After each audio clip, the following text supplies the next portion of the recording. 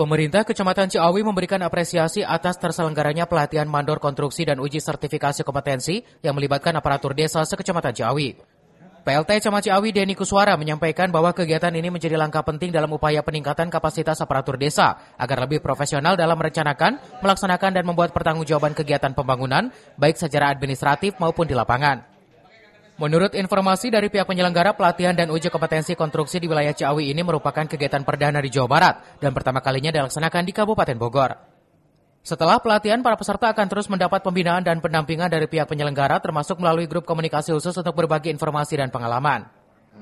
Tenaga pengawas konstruksi ini, kita berharap ke depannya desa-desa di Kecamatan Ciawi dapat lebih baik lagi dalam hal merencanakan, melaksanakan, maupun membuat pertanggungjawaban baik secara administrasi maupun pertanggungjawaban di lapangan.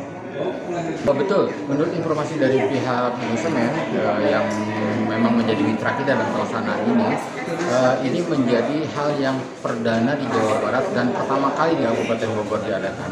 Harapan kedepannya ini bisa terus kita lanjutkan karena setelah ini pun nanti akan ada grup ya yang dari kelasnya akan ada grup dan itu akan ada semacam upgrade ilmu terus dari pihak instrumen maupun dari pihak-pihak yang lain yang akan mengisi kegiatan-kegiatan selanjutnya.